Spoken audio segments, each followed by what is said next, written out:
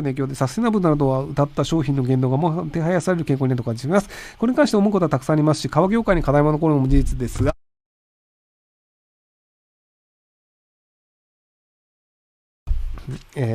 革に偏見などを持つ人が増えてしまうのではないかと不安になります。ひろゆきさん、革業界の将来についてどう思われますか？よろしければ聞かせていただきたいです。